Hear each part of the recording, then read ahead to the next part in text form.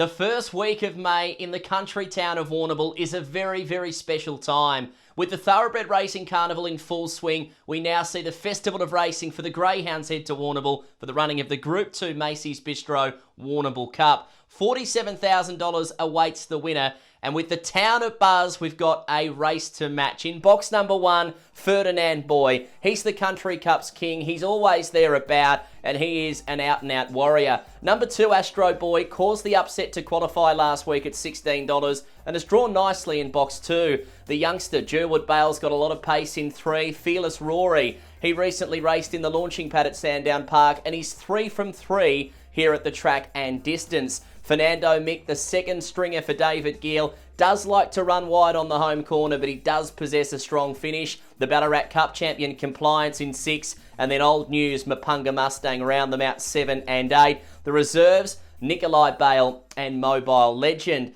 Now it's time for Inside Info, and I'm delighted to announce on the preview show we're joined by Karen Pitt, the trainer of Compliance. She's a school teacher on Tuesday, a Warrnambool Cup winner on Wednesday. How are you, Karen? I'm very well, thank you. You must be excited. Obviously, you work as a school teacher early in the week, and then on a Wednesday night, you take the Greyhound to Warrnambool and your chance to win the Cup. Well, that's the idea anyway. We juggle a bit of both, but yeah, it's at work today and off to Warrnambool for the long drive tomorrow. And last week, he was impressive from box number 1, but I want to wind the clock back to when he raced and won the Ballarat Cup, because it was just shy of a month ago. How do you feel he's travelling going into this Warrnambool Cup? It's the next Horseshoe Cup on from Ballarat. He's drawn the same box.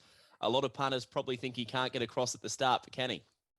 Yeah, well, I'm hoping he can replicate Ballarat. I said he won the race in the first 2 metres, so I think I'm going to know where we're going to run in that first 2 metres again. If he can explode and get across, well, we know we're a chance, but I think there's a lot more pace in this race with Ferdinand Boy drawing his inside this time. I think he had his outside last time. If he holds him out, I think he's probably the key to the race. And then the Pink as well, like he's so strong. I think I could give him a card across too. So very different race.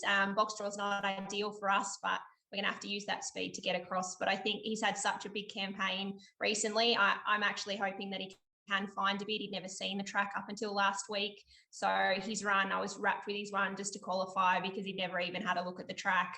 He was tested late. I actually thought he probably should have been run down when that dog sort of cornered a length behind him. And I think he just gave me everything he had. He just gutsed it out till he hit that line. And he managed to hit it in front, so we've qualified. But I do think he should find something.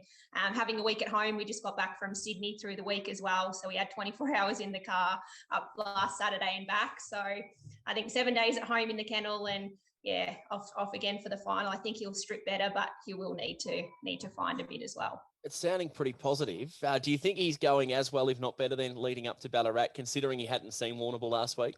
I do, yeah. He probably surprised me a little bit just how he toughed it out to the line when he was tested. So that really impressed me. I think he's turning into a race dog now. This will be his 21st start. So I think everything he's doing up until now had been learning. But I think he's really starting to find his peak at the moment. He's racing with confidence and, yeah, he's definitely stripping into a much more mature race dog than earlier in his career. And it must be exciting to have a runner in on Warrnambool Cup night, because the town, we all know what it's like, Warrnambool this time of year. It must be really nice knowing you're going down there for the major race when all the eyes will be on you in that special race. Yeah, such a different part of the year down there with the Warrnambool Horse Racing Carnival on as well. And not too many people know a lot about Warrnambool, but everyone knows about the Cup Carnival. So it's such a big time over there and we're just wrapped to be a part of it and to experience it. It's my first time ever going over that way too. So yeah, I'm wrapped to be a part of it.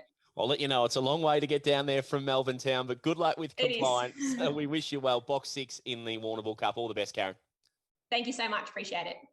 Well, Karen spoke of Ferdinand Boy as being a danger. Here's why. From box number 1 in his heat last week, he did what Ferdinand Boy does. He jumped magnificently well, he controlled the race, and he was just too quick for them. He's drawn the inside again. He's no stranger to Country Cup success. He is a big player in the Warrnambool Cup. You've then got Old News, who might bring a little bit of X factor to this final with a strong finishing burst. He may not have the speed to go with them early, but we saw him overcome an awkward box in the heat from box number 5, and he did his best work in the last 50 metres. He'll be looking to do the same again. And how about Mapunga Mustang? 8 starts at Warrnambool track and distance, 7 wins and a minor placing, and his last 100 metres in his heat run absolutely outstanding. If he's anywhere near them, he'll be storming home at the end.